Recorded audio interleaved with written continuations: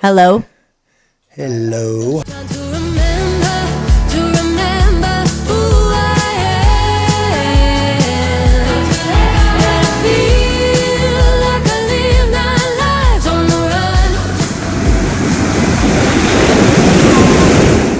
I wore my rambling woman hat for you. Cool. Since you travel around. Yeah, well, that's perfect. And I think when I grow up, I want to do the same. I met a woman like you in the little town this side of Sheridan, between Buffalo and Sheridan. Well, it's in Buffalo. Buffalo's a great town in Wyoming. Yeah. Small, intimate, old bars, old people. And I was sitting there with a friend of mine and at the bar, and a woman just like you walked in with a different attitude and appearance about everything. And we didn't start talking to her. She started talking to us because she thought we were locals. And because she could hear us talking about fishing and hunting and all that stuff. And she was a rambling woman like nothing I'd ever met. Like a real one. All by herself, traveling across the United States. Amazing. Mostly in the West. How old was she when you met? I'm going to say she was 40. Okay. She wasn't a young chick, but she wasn't an old chick. Right. But she had that vibrant spirit, which I liked, because that doesn't exist in a lot of women today. Yes. And that's, just the fact that she's out there by herself. It's a lonely life being vibrant. I don't know how lonely. She was attractive, so she was probably as lonely as she wanted to be. Stay away.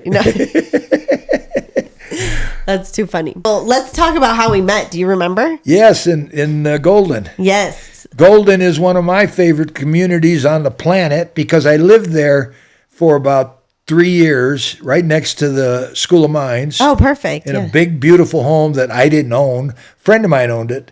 Never used it. Oh, wow. And I was wandering around looking for where do I want to live. And he said, well, why don't you stay in my house in Golden for a while until you settle? Yeah. Well, 2 years later, I hadn't settled, and he had given the place to some relatives, and they, of course, wanted me to move out and very politely asked me, they wanted to sell the place. It's time, yeah. And I didn't question that. I had a free ride for 2 years. It was awesome. Yeah. But I grew to love Golden because they have the old bars. So cute. They town have is adorable. Great restaurants. Good and they events. have a lot of people like me. Yes. And I love the car show. Like, that's when we met. The car show. Yeah. My brother started dragging me over to that. My brother's a big car guy, and I used to follow him around to all the car shows. So I eventually got to where I enjoyed the car shows big time. It is really fun. Oh, they are. Do you like the newer cars or the older cars? I'm kind of old cars. Yeah, me too. I am a old soul. I'm not a new stuff doesn't do anything for me. Right. I had a hard time upgrading with like the technology in my car before I had the most stock Suburban you could get. Well, for young kids that are computer literate, like my son, they want new stuff. They want all the fancy dials and buttons and everything. It stresses me out. Yeah. Oh, I just want an on-off switch for everything in life. Yes. Makes it simple. Volume, on, off. Exactly. I'm a simple guy. I love my simple life. I'm not meant to be a computer whiz or a tech guy. Yeah. But my family is, and they have to be. In today's day and age, young people have to learn that stuff and be as good at it as they can be. I know what I need to know, but I avoid my computer at all costs. Well, you got a guy that can help you out. Yes, and my kids are really into it. Oh, boy, yeah. Well, for years, if I had an issue with a cell phone or anything, I'd get one of my grandkids. To help you out, yeah. And they would show it to me instantly. But the problem was they always expect me to remember it. Yes. Grandpa, I just showed you that the last time we saw you. I said, I know, but I'm old. I already forgot. That's right. Okay, so tell me where you're from. I'm from Chicago, Illinois. Lived there till I was 10 years old. And my father, who belonged to the mob in Chicago, took my mother's advice and said, we got to get out of here and go somewhere else. Right. And they did.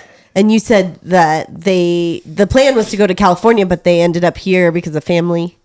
Is that how it worked out? Well, California was the only place far enough from Chicago Right. that because my father worked for the mob, Al Capone and the mob, when they let him go, it was conditional. Right. He was the only guy that anybody in my family or anybody I've ever met knows about to be released by the mob, because one of the conditions of being in the mob was you never get out. And my dad understood that. Right. My mother didn't. She was a little tough Polak, and she says, after he came back from the military 5 years later, Right. she said, what are you going to do now? And he says, well, you know what I got to do? I'm supposed to go back to the mob and work for the Al Capone organization. She says, you can't do that. You're a family man. You got 2 kids. Third one on the way. Yeah. And he says, well, what do you think I should do? And she said, she was tough as nails. She was little, but she was tough.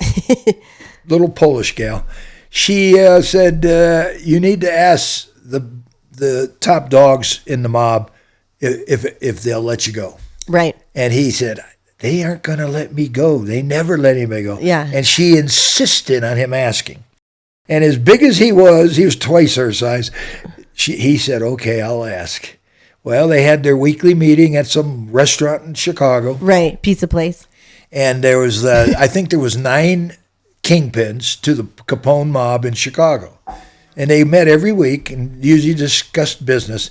But he had his boss promised that he'd bring up the subject of him getting out of the mob. Right. Well, half of them didn't even remember him because he had been in the military for 5 years. Right. Till the end of World War II. And you mentioned the reason he went to the military is they gave him the option, right? Jail or military. He was already in prison. Right. With a 9-year sentence. Yeah.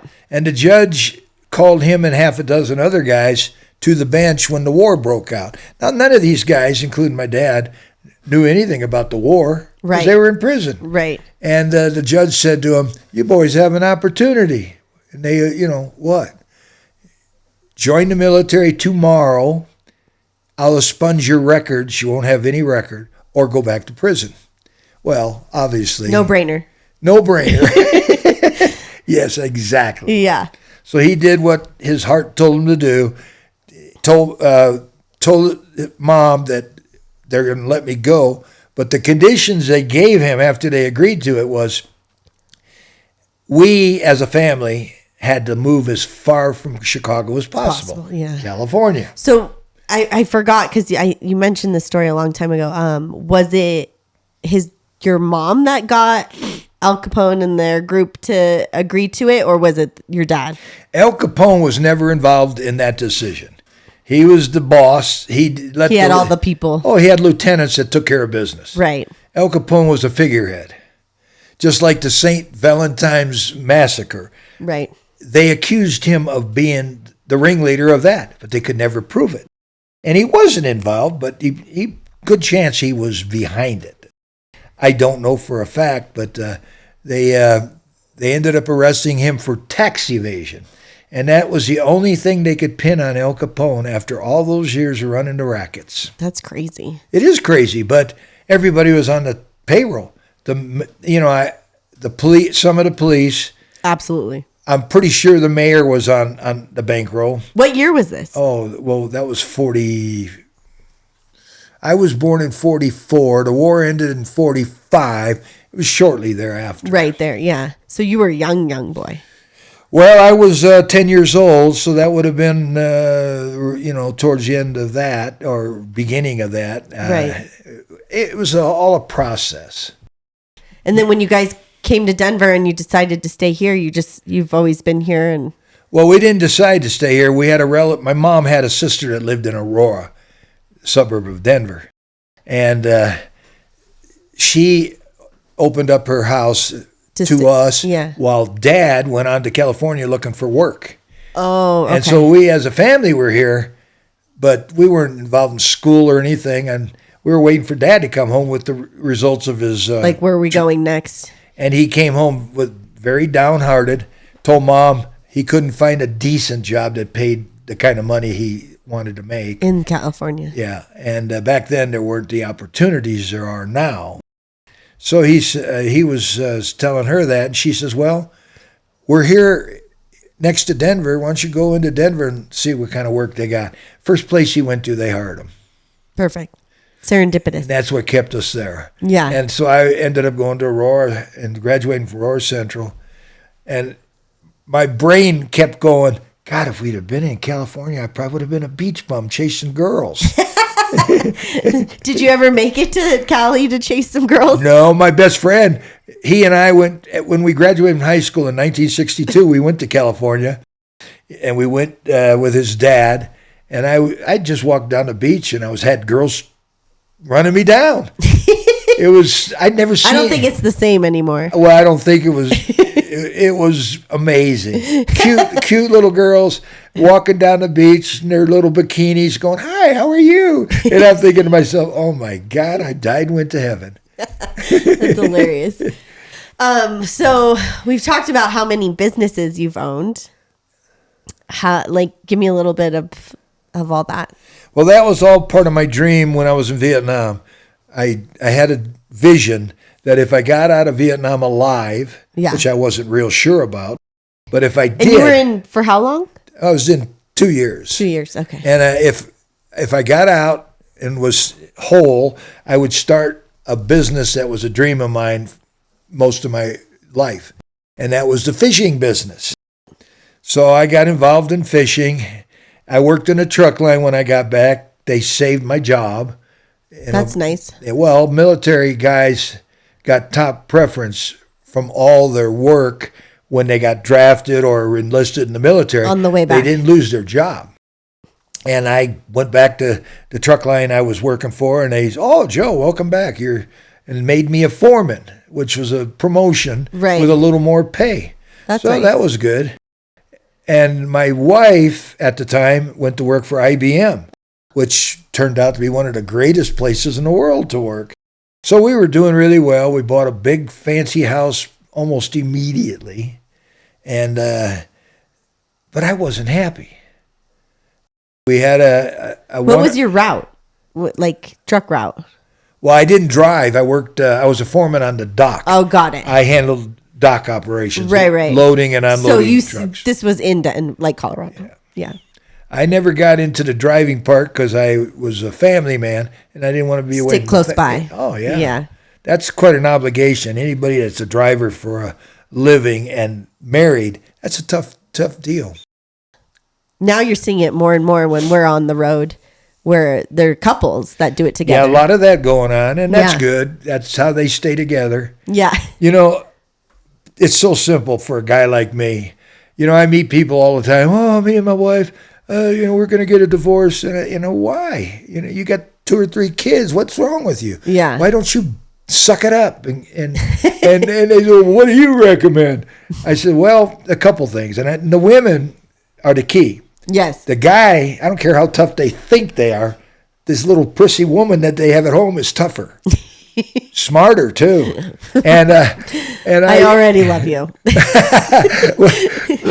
well, my daughters, I have told them all these stories, and they get me. They like it. They get me because I give them a lot of credit, and quite frankly, the woman does run the house. Yeah.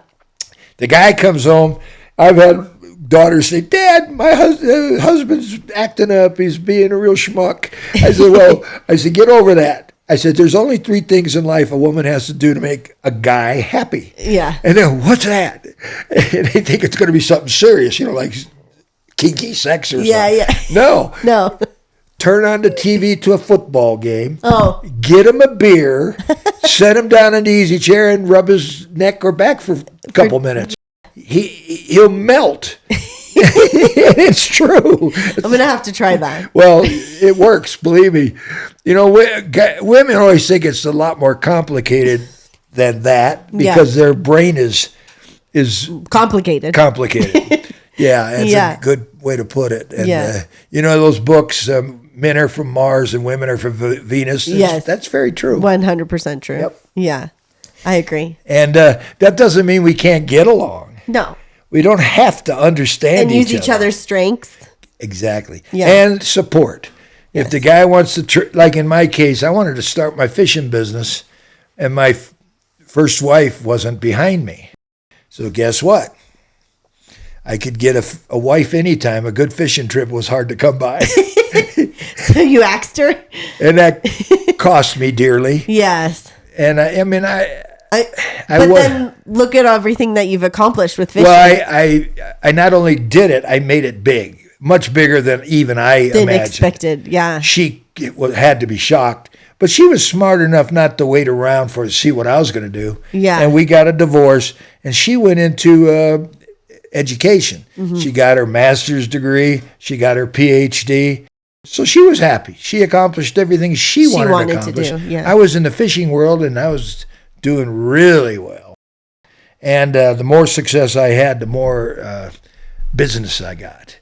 And I had business contacts all across the globe. I was importing products from Kenya, Africa, Pakistan, India, China. And back then it was... Nobody was doing it. Right. What year was this? That was, oh gosh, I can't remember what year. That was a good 40 years ago when I started. So like in the 80s? Yeah. Yeah.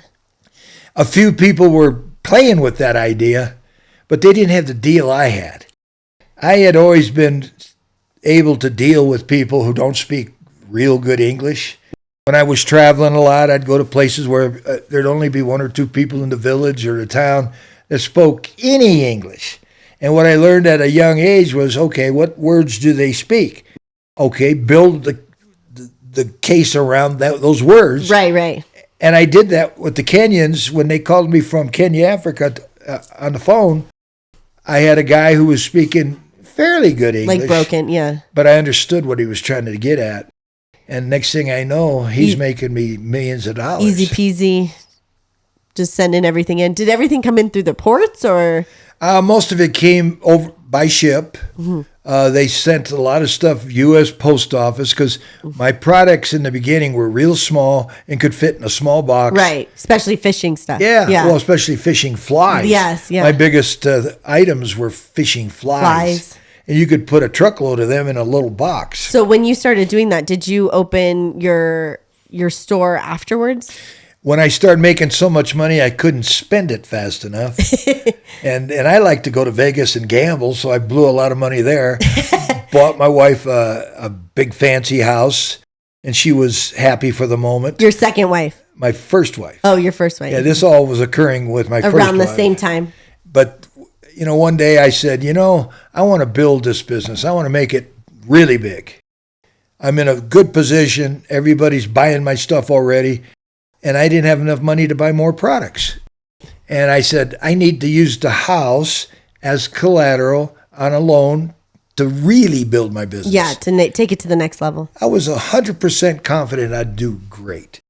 She balked. And she said, you want to lose our house so you can go fishing?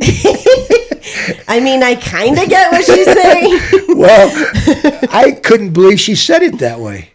I was talking about a business venture. But you clearly had a vision. It wasn't just one day you decided you want to be a fisherman. I knew from life's experiences you only get a quick window of opportunity. It's true. And you got to jump on them. Oh, and I've told everybody, including you and your husband, when you sense something's right, go for it. Yes, we had a similar thing where we pulled a lot of money out of our first home to start a business, and we definitely wouldn't be here today if that wasn't what we did. I applaud you. Yeah, it was scary. Well, sure it is. Yeah. Plus, if it's not a mutual thing like both of you involved, that's not good. And with me, it wasn't a mutual thing, but I was more than willing to give up my wife to try my dreams, to live for my dreams. I think a lot of people get divorced like that midlife because, someone wants to take the risk and the other one doesn't. Well, if you knew her background, you'd understand why she felt the way she did. Her father lost their home in a card game. Mm. And it never the trauma. Oh, man, it never set well with her. Her parents got a divorce. And so I kind of tried to understand that. But I still was going to do it. Yeah, doing it. That's hilarious. Well, life is simple, and especially for a guy like me. And you want to make it your best shot count. And I wasn't like in athletics. I wasn't a great athlete, but you would have never guessed it. Mm-hmm. I was I was as tough. In good shape, yeah. I was in fabulous shape, stronger than anybody. Yeah. And I was a good basketball player and a great football player. But I had an accident. I got a skull fracture, concussion. Oh, man. And when I healed up, the doctor was examining me. He says, well, Joe, you're good to go. Wow, that was good news. And I said, so I can play football? And that was my love, was football. He says, yeah, you can play. And then he says, but don't ever get hit in the same spot as where you got the... Where you got? He says, you don't get second chances. Yes. I said, what do you mean? What does that mean?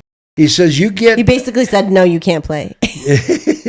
Well, he scared the heck out of me. Yeah. Because what I had found out was everybody can get a skull fracture, concussion, and survive it, but there's no second time on that same spot. Yeah, that makes sense. And he says that what you'll see is that the guys who make that mistake of going back too soon, a lot of times they die. You know, or have like severe brain trauma. Yeah. Well, you're gonna get hit in the head. I was a cheerleader for a small portion of my life, and it was hard to watch really close friends and get hit and end up in the emergency room, especially because we were in high school. Like, no one's getting money out of this. Like, no, they weren't. Yeah, but they loved it. They did love it. And I had friends that were great athletes. And the greatest athletes, the ones that made it into professional sports, and I've been fortunate enough to meet a lot of them. You know, the John Elways of the world. Well, especially because they want to go fishing with you. When I got the reputation, they all wanted to go with me. Yeah. Because I was considered one of the top guns. You were the fancy pants. I was, yeah. And it was fun. You Yeah. know, and I had guys that I thought I'd never even meet because they were super celebrities. Yeah. And they wanted to go fishing with moi. Well, because that's what once you get to that level, I feel like it's more about experiences than, money and meeting interesting people.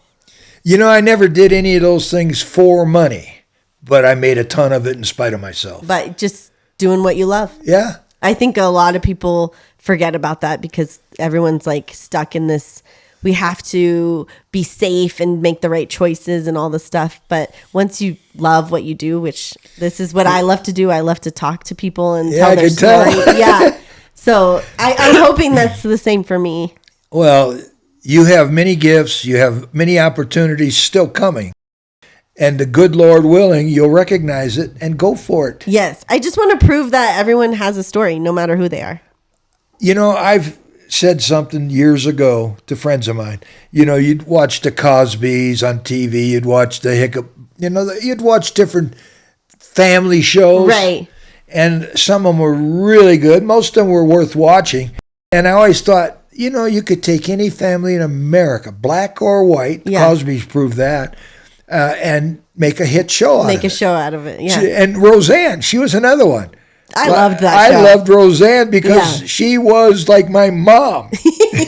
Like rough and tough. Yeah. Amen. Yeah. And my mom hated that I loved Roseanne. Well, she probably wasn't rough and tough like Roseanne. No, she followed the rules. I liked the rough and tough everything. I was raised around rough and tough, and it was in my blood. And that's why I like Wyoming so much. I go to Wyoming and hang out in those saloons and bars. Yeah. Do you like South Dakota? Because Mike and I love South Dakota. South Dakota? Yeah. I've only been there once. I went to see the four Sturgis. Sturgis. Oh, no. You went to Mount Rushmore. Yeah. Yeah. And I enjoyed that. But we didn't hit any highlights. There was not much wildlife. It was too hot. Yeah, it's hot. I enjoyed Mount Rushmore, and I would love to go see Crazy Horse. Yeah, but it's only like 50% finished, and it'll probably never be finished. I know. So I don't know. I like Wyoming first, Montana second, and then I've grown to love New York. Not because of the liberals in the New York City. But for their nature.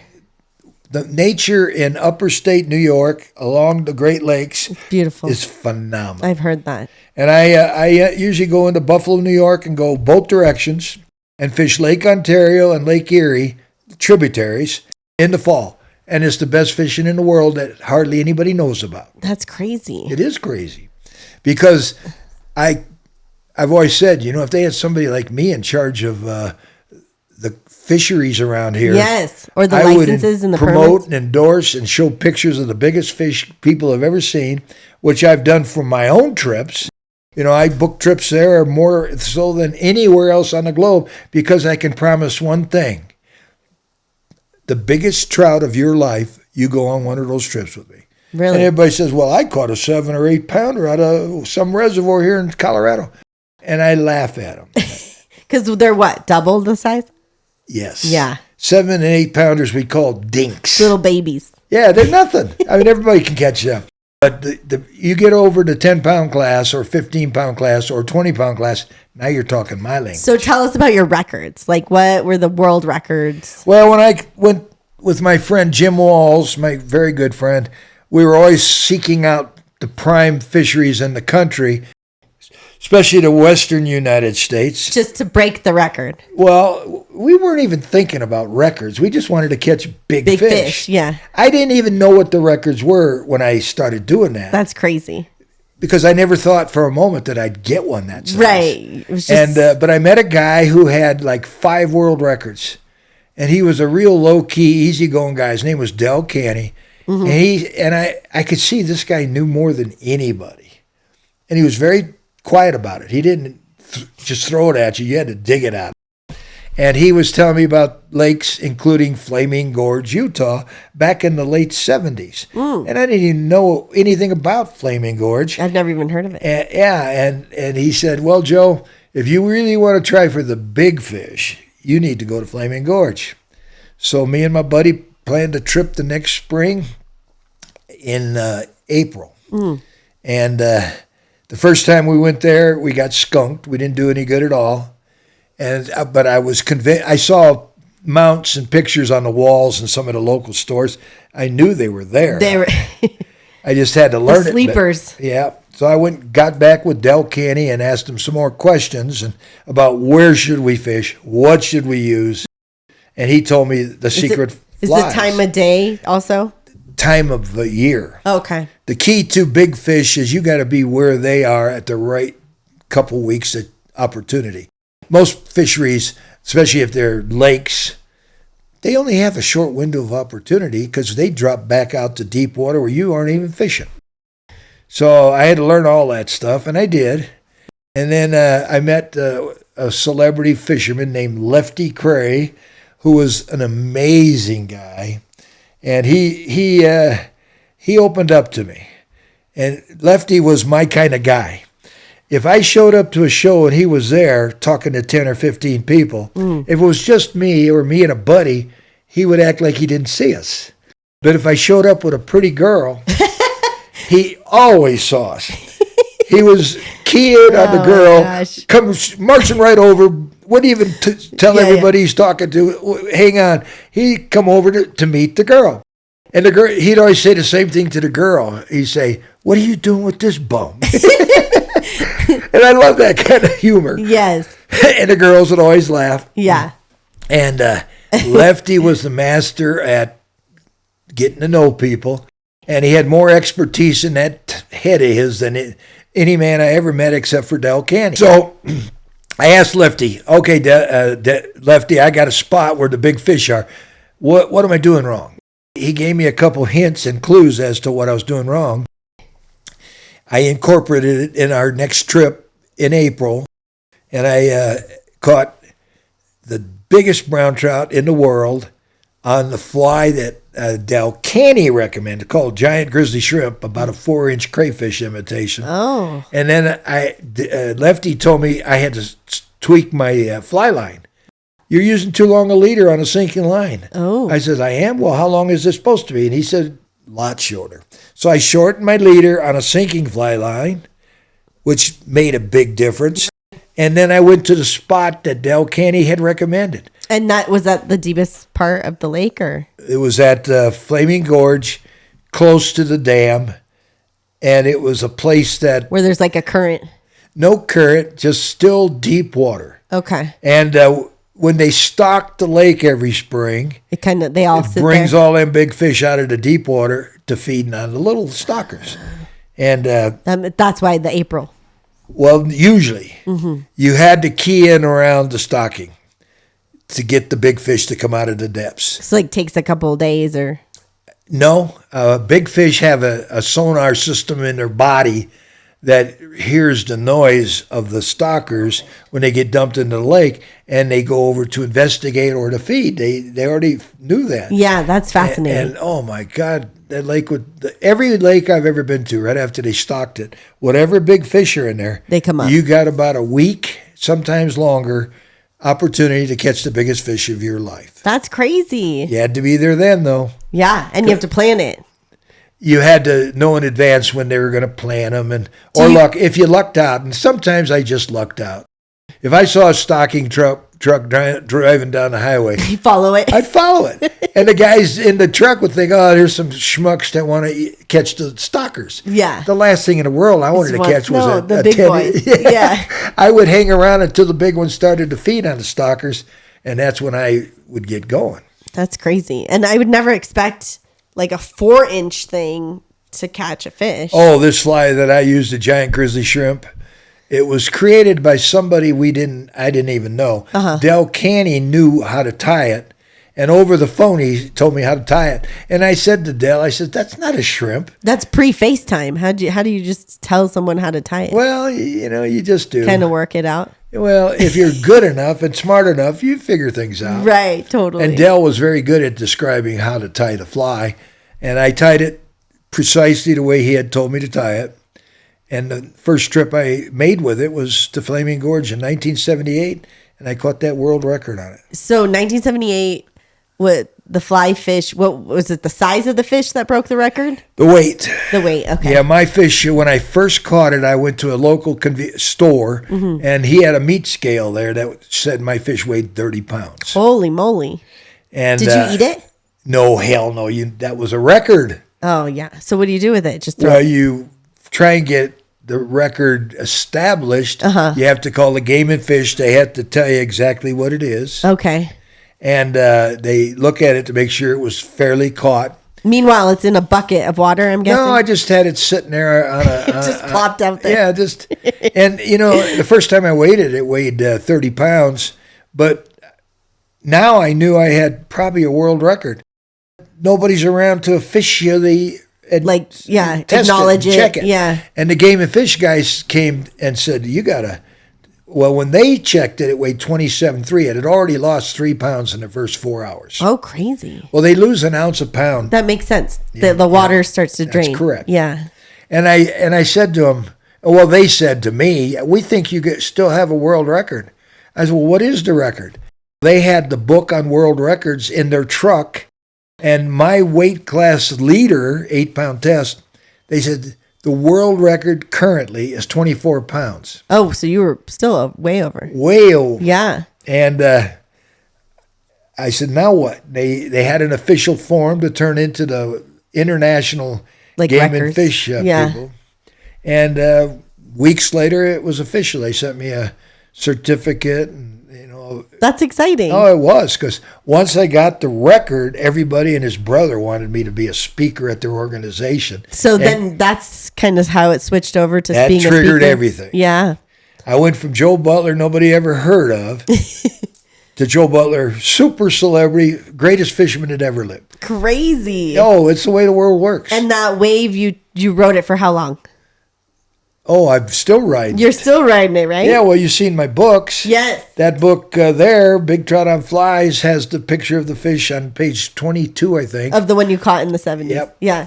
And then you started just writing outdoor books. I started writing for the sake of what needed to be written about, and that book is Dangers in the Outdoors. Yeah, this would that be helpful. That one I did because that's a lifesaver. Yeah. And people who go out in the wilderness, need to know a little more about what's dangerous. It's not the grizzly bear. It's not the black bear. It's not the mountain lion. Yes, there's some tragedies with each of those, but the thing that kills people the most, they don't even talk about on outdoor shows.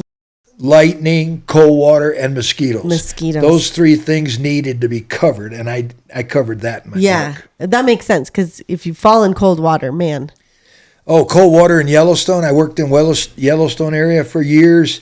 We rescued a lot of people, and we found a lot of dead people who had fallen in the water even had life preservers on. Few minutes. They have 5 minutes to get out of the water. Oh my God. When water's that cold, your body gets stiffened Goes up. into shock. And you're a goner. Yeah. And people don't know that. So I wrote the book to warn them before they do it. Take all the safety precautions. Well, especially because nowadays people are getting really into the nature part. I think before, it wasn't so much a thing. Yeah, people are. I lived up at Estes Park, Colorado for quite a while, and I love seeing the families that are going there and bringing their little kids. Little kids, yeah. Because that was me not too many years ago. Yeah, it's weird how it stopped for, 20, 30 years, and then now it's coming back. It's going stronger than ever because people are a lot more health conscious. People are studying Indian shamanism and peyote and all that stuff. Oh God, they're learning a lot about holistic medicine. Yes, and I know a lot about holistic medicine that you don't get in the medical books. You just learned in nature, or nature, Mother Nature, especially the Indian cultures. They had cures for everything. So if you had to just pick Western medicine or natural medicine, what would you pick? Natural. Super easy, right? Choice. Well, it works for me. Yeah. I mean, there's some people that come down with really serious bouts of cancer and what have you. It's too late. If they'd have been thinking about what they were eating. Preventative stuff. Yeah. Preventative. If you eat tomatoes in your diet at least once a week, you prevent half the cancer problems in your lifetime. Right. Food is medicine. And then fish, number one, fish in your diet at least once a week eliminates 50% of the cardiovascular problems that you could have. Right. Now, and knowing that, a lot of people, well, how do you know that? Well, I just know it. I studied it. And I'm 80 years old now, and I don't have issues with any of that stuff. Right. It's so great. I even still have my hair. Looks good.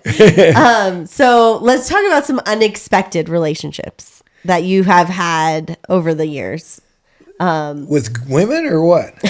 We could do women, or we could, whatever. Just people that were very, you didn't expect what you got out of them. I mean...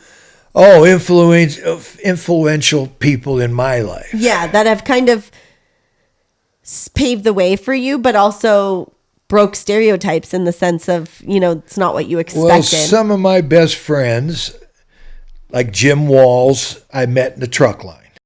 And he loved fishing and hunting. And we fished and hunted together for a good portion of our life. I started the fishing store with him.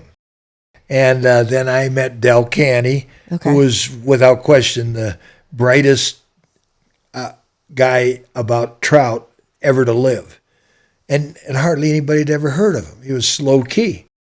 And seems like a lot of fishermen are pretty low key. Well, a lot of them are because they keep their secrets because they don't want to share them. Yeah. The guys that I get in tune with and really get close to are the ones that are willing to share the information. Right. And those become my better friends. And the quiet ones that don't want to tell you where to fish or what to use, I keep them at arm's length. Yeah, they're just acquaintances. They don't do anything for anybody except themselves. Yes. They take their secrets to their grave. What kind of life is that? I often think about that with recipes and stuff, how some families just hold these secret recipes and won't share them, and then they die with the person. It's so sad. Isn't that sad? It's so sad. Well, another one I got to include in this list of really good friends, Mike Burke, who just retired from the military. He was just my dearest friend. He made it to Brigadier General, and he was just like me. A jerk off. In high school, we were the big jerk offs. Yeah. You go around and you look at those two jerk offs. Yeah. That was us. And he made it to Brigadier General. I mean, he's an amazing guy. And then the other person I include in that short list is a guy named Ernie Stoutner, who was a football coach and a football player. And Ernie, I met him because of fishing. He came up to me one day at a show I was doing and says, Joe, I coach football 6 months of the year. I want to fish the rest of the time. So we started going fishing all the time and hit it off big time. And here's a guy who was 5'10", weighed, about 255, and he was an all-pro defensive lineman for the Pittsburgh Steelers. Wow. 5 years he made all-pro, and then they put him in the Hall of Fame. He was that good. And after football, he coached. He coached with Tom Landry at the Dallas Cowboys. Every year they won the Super Bowl, which was like 3 in a row. He was the coach for the defensive line. That's crazy. And I used to watch him. Here is this 5'10" guy hanging around guys that are 6'10", weigh 360 pounds. Bossing him around. And I looked at that and I used to think, how is it possible? How did he deal with those as a player? And I asked him one time, we were at lunch, and I said, Ernie, you got to tell me. And he looks at me, what, Joe? What do you want to know? He says, I said, how did you do it? I didn't even have to go any further than that. He knew what I was getting at because he knew he was undersized. Yeah. He said, Joe, I had more than one coach tell me I was too slow and not strong enough to make it. Too small, yeah. But that just made him mad. And the madder he got, he says, I was going to prove him wrong. And he did. Over and over again. I get that. I love people like that. No matter what they're doing, when they have that kind of attitude, they succeed. That's what I'm hoping. And nobody can shut him down. Yeah. And he was an amazing human being. Very generous, very kind. Until he died, I spent a lot of time with him. And he had both knees replaced the same day, which turned out to be a mistake. And I tell anybody listening, if you're thinking of getting your knees replaced, do it one at a time. Yeah, give your body a chance. Absolutely. And he proved to me that was big. See, the doctors tried to tell him, Ernie, do one at a time. Yeah. But he was a tough guy. He wanted to just get it over with. Well, guys are that way. Yeah. If we're going to do this, do it now. Do it now. Yeah. Oh, my gosh. You also told me about a story that you got to work with some children in Denver with fishing and how there was a young little girl that kind of tugged at your heart. Well, I recognized when I was getting older that I had a real strong urge to help children in any way I could. Don't make me cry.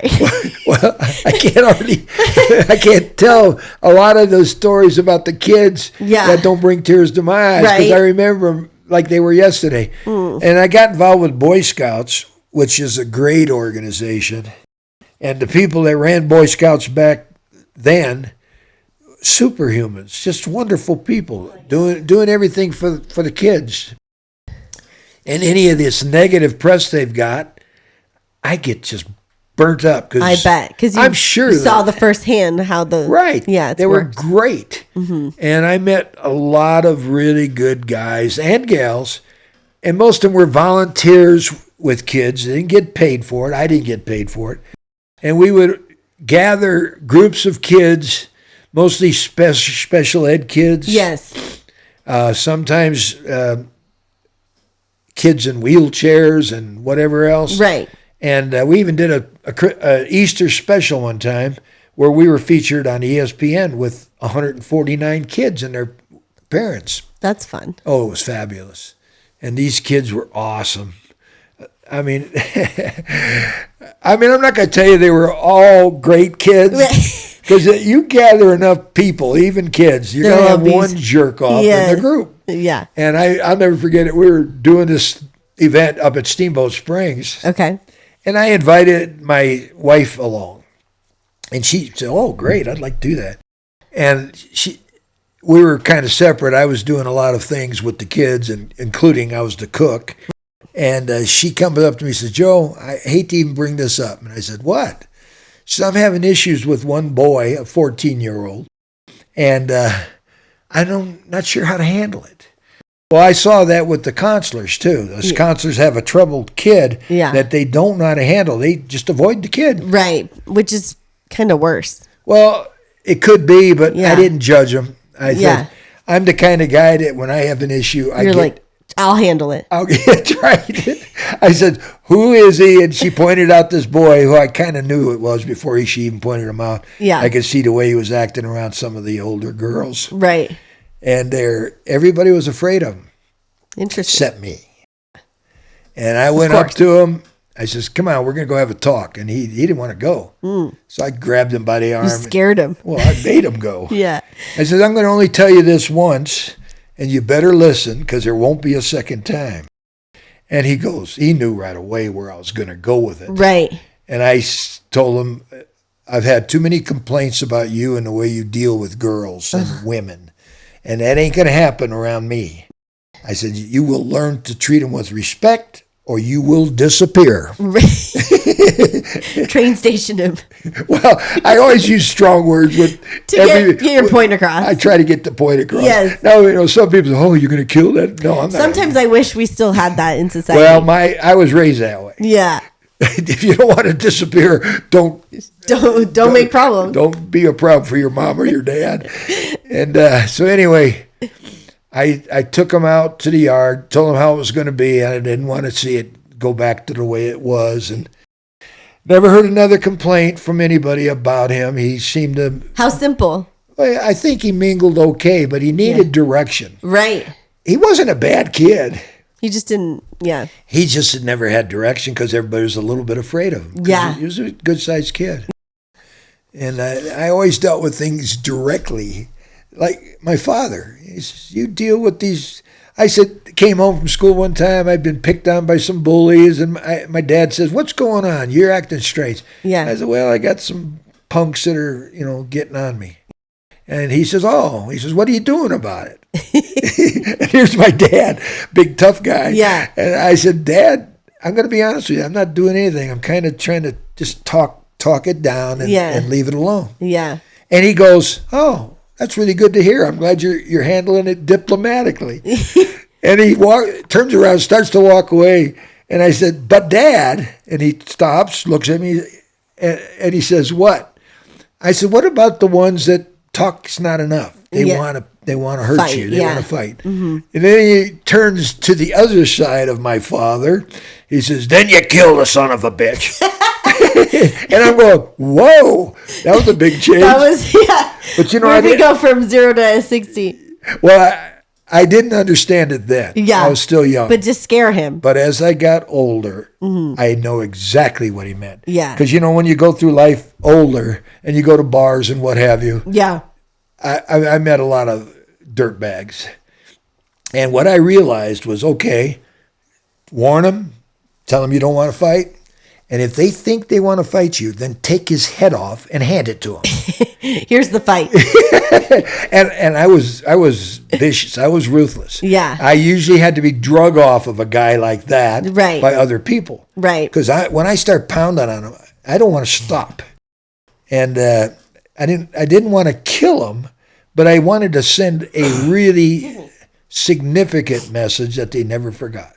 Yeah, that you're in charge. And when you get to that point and you do that, they never bother you again. Yeah. But anyway, the kids in the charity events, 99% of them just fabulous children.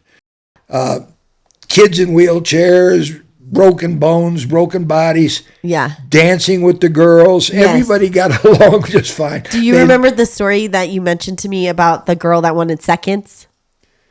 She wanted what? Seconds on her fish. She wanted more. I always look for kids that were not participating. Everybody else wanted to get along with the easy to get along with kids, right. And that was fine. Yeah. I looked for the ones that weren't getting along with nobody. Yeah. And this story starts, we were at Cherry Creek outside Denver. We had 125 kids brought in on buses that were inner city kids, tough kids. But I did well with tough kids. I understood them. I was a tough kid. And I would look around to see, okay, who's not participating? Or who's on their own. And I noticed there was 4 black kids, 2 girls and 2 boys, hanging out together in their little group, ignoring all the activities, not involved in anything. Yeah. And I went right up to him and said, "Hey, what's going on?" And they, glared at me like, what do you want? And I said, "I noticed you guys aren't really getting into anything. We had boat rides, we had kite flying, we had archery, we had fishing, we had it all." Yeah. And they hadn't done nothing. Yeah. And I said, "How come you're not getting involved?" Well, the two boys blew me off, but one of the two girls, she looked at me and says, "Well, I've always wanted to try fishing." And so I grabbed her by the elbow and said, "Come on down, let's go give it a shot." Now, this event was almost over, but she wanted to try fishing. She never cast in her life, so she didn't know how to do it. And I gave her a quick lesson, and she finally threw it straight up in the air, and it landed 15 feet from shore. Yeah. And plus, the fish weren't biting. All day. It was a bad day for fishing, real hot. And I knew she wasn't going to catch anything. But this is when I realized her as a god. Right. Her line landed 15 feet from shore, and a fish grabbed her line. About a 12-inch rainbow, which she'd never caught a fish. Right, that's a big deal. So she's hooting and hollering, and she drags it into shore. Her bus starts beeping the horn. They got to go. And she says, "Mr. Butler, can you take care of my fish? I got to get to the bus or they'll leave me." Yeah. And I'm going, "I'll take care of it. Hopefully we'll see you next year." And next year, I was standing there, and she started tugging on my shoulder, says, "Do you remember me?" So I'll never forget you, sweetheart. Oh, I love that story. And then the second time she caught fish, and then she got to try it, right? She learned how to cast the first time. Right. She got into it and learned it quick. She did just fine. Yeah. And most kids pick things up really quick. Yes. Especially if they want to. And she wanted to. And I'm confident that she probably now teaches her kids how to fish. Yeah. How sweet. And it's a great pastime for anybody with kids. Oh my gosh. Do you remember what year that was? No, I don't. Yeah, it's a long time ago. Yeah, and I did so many events with kids. They all kind of mesh together. Yeah. Yeah. Totally. So tell me, this is the story that really got me, because obviously the whole point of the show is to break stereotypes. And the first thing you said to me was how you used to be super judgmental, but the Vietnam and the villagers changed your whole outlook on that. Changed my life. Yeah. Well, I was a typical all-American 20-year-old when I went to Vietnam. Mm-hmm. A sarcastic, conceited jackass, which was typical. Right. That's the way guys are. Yes. It was bred back then. Well, it's just the way we're raised, the way we are. And I was one of the worst ones. I had a dad who was an undefeated heavyweight boxer in Chicago. I was a tough kid.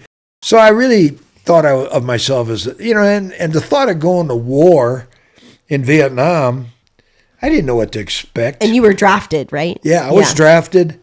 And my dad said to me when I got my draft notice, he looked at me and says, "Listen, freedom is not free." And when I hear that from a leader, I take it to heart. Yeah. It's not free. No. Sometimes you have to fight for it. Sometimes you have to die for it. And I met guys that were willing to die for the right price, for the right reasons. I don't know that I was that way, but I would have fought, and I would have killed to save my neck. And then no question about that. But I'm in Vietnam, and the first night I was there, I got shot at. Oh, gosh. And the bullet went right over my head. So I learned to duck a little lower. And, I was learning things quick. And they put me with the Koreans in Vietnam. We were allies with the South Korean army. Okay. And there was 500 Koreans at the place called Ben K. And that's where I was sent. And I asked the officer in charge, "Why am I going there?" And he says, You answered me properly, that's why. And I said, "Answered you? I remember when you asked me how I got along with foreign nationals," and I said, "I don't know." That was good enough. He said, "Well, that was good enough. Yeah. You're going." So I ended up going to the South Koreans, who were fabulous people. Got along great with them, tough as nails, all Taekwondo experts. Wow. And do you think, was that just taught at a young age there? They probably some of them, Yeah. but the Korean Army taught all of them basic taekwondo. And the guy who was in charge of taekwondo was a 5th-degree black belt. Oh, wow. That's as high up as you can go. Can get, yeah. And his name was Mr. Choi. And he came up to me when he heard I was coming to the base. He met me. Yeah. And in broken English, he said, Sergeant Butler, teach me English. Oh. And I looked at him. He was in his taekwondo outfit with a black belt. Yeah, so I knew he was quite a piece of work. I said, well, Mr. Choi, I'll be happy to teach you English if you'll teach me taekwondo. Oh, that's awesome. And he says, fair enough. So I had free lessons from one of the top taekwondo experts in the world. Imagine. And I learned a lot. That's priceless. Oh, it was. Yeah. And it built me up. I was in better shape than I'd been in a long time. I went from 220-something to 187. When I left to come home from Vietnam, I weighed 187. That's crazy. So tell me about the girls in the village and the village you were in. Now, I was in a place, the village was named Bong Song. Okay. And I had a bunker at the very end of our base. We were nighttime perimeter defense. Okay. And the bunker was primitive, but I built up a really nice shower and made it livable. And I bartered with the Koreans and got a generator, so I was able to get a refrigerator, a fan. I mean, you had a whole house there. Well, there's not much more you really need. Yeah, yeah. And you're living in a place where they don't have things. But you'd never expect that you could pull all that off. Well, I learned to negotiate and barter because the Koreans loved these packs that I got were called sundry packs, and they were loaded with cigarettes. Oh, and that's what they wanted. I did not smoke. Yeah. And I went to the worked Koreans. out.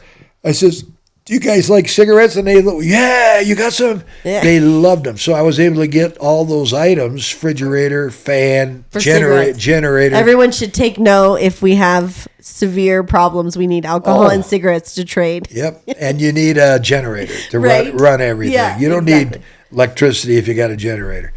But anyway, I got all that stuff. And then I probably hadn't been there a couple weeks. And you're supposed to keep your clothes clean and your boots shine. But there's a war going on. You're in the dirt, yeah. So you get a little careless. Fortunately, I was with the Koreans, so I didn't have to worry about an American officer coming by saying, hey, your boots aren't spit shine. Clean. And one day I'm sitting inside the bunker, and I get a knock at the door, and I didn't know who it would be, and I opened it kind of hesitantly. And here's 3 little girls, Vietnamese girls. And the littlest one, the 7-year-old, speaks for the 3. There's a 7-year-old, a 9-year-old, and a 13-year-old. And I go, yeah, what can I do for you? And the littlest one, in perfect English, says, we were looking for work. Do you have any laundry? And I'm going, you got to be kidding me. This is perfect. Perfect timing. Yeah, I didn't want to do laundry. I said, sure. I said, come on in. So they came in. And they're piddling with my tape recorder and my pictures and stuff. And they're delightful. They're absolutely delightful. And Linda, the youngest one, she spoke English, Vietnamese, and French. Now, how many 7-year-olds do you know that can do that? And from a village. Oh, it was incredible. I didn't know anything about them. But I said, you girls come by about once or twice a week, and I'll give you all my laundry. And I said, do you want to spit shine my boots? Oh, yeah. They wanted to do whatever they could to make a few bucks. So I gave them every job I could give them. We slowly became friends. I remember you telling me that the people above you told you, don't talk to the villagers. I had lots of advice from people that I rarely listened to advice from Americans or white people. Because usually... You said it, not me. I said it, and I'll say it again. Say it again. Well, look at politics today. Are you listening to that crap? If you are, you're wasting your time. I'd much rather watch my view. Yeah. But anyway, I had advice was don't get close to the Vietnamese villagers because there's a lot of Viet Cong in the village. And I'm going, okay, well, we'll see how that goes. Yeah. And within 2 weeks, I had a guy who was leaving that I didn't know, and he was being picked up to go to base camp and go home. his year was up. And I chatted with him. I said, well, you probably know better than a lot of people. What should I be careful of? And he said just a couple things. He said, well, first of all, get close to the villagers. Oh, which was the opposite of what you were being Exact told. opposite. Yeah. Okay. He says, if they like you, they'll invite you to dinner and they'll Take care of you. protect you. Yeah. And I said, okay. And then what was the other thing? I'm trying to remember. That was the main thing. He said, listen to them if they're willing to talk to you. And these three little girls, I didn't know where I was going to go with that, but You mentioned to me that one time they told you don't leave. Well, what happened was after I got to know them a little bit, they grew to trust me a little more. Right. I trusted them. I knew they weren't going to steal from me. And they came over one day, and the two youngest ones came in, and the third one, the older one, the 13-year-old, she stayed outside, and she was crying. Oh. And I said to little Linda, I said, what's wrong with Wah? How come she doesn't come inside? And she goes, Sergeant Butler, American GI stole their Buddha charm. Now, all these girls are Buddhist, and all three of them wore a charm around their neck for protection. That was the most important thing in their To lives. them, yeah. And I said, what do you mean a GI stole it from her? And little Linda says, well, we went over to collect some laundry from somebody else, and this guy came up and says, hey, that's a beautiful charm. Can I look at it? And she took it off her neck and handed it to him. He stuck it in his pocket and walked off. Oh, my God. And I'm going, you have got to be kidding me. And again, there's two sides to me. Yeah, stealing from little girls. That's when the second part of me kicks in. So I said, get in the Jeep, and we drive over to the 173rd Airborne section. And I said, point them out to me. And the sides of the tents were all rolled up because of the heat. And here's this big guy. And they carefully said, that's him right there, Sergeant Butler. And I said, okay. And I said, and I'm thinking to myself, God, couldn't he have been a smaller guy? But you got to understand. Yeah. It didn't matter. You got to do what you got to do. Oh, yeah. And so I got out of the Jeep, walked up to him. I could see his shirt laying on the cot. He was a corporal. I was a sergeant.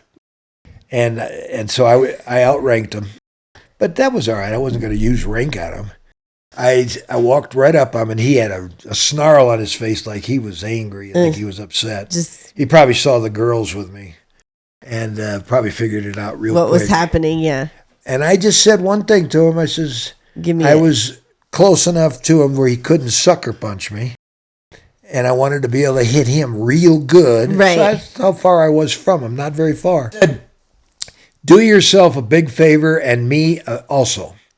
And he looked at me with a snarl, and I said, give me the charm, and it all goes away.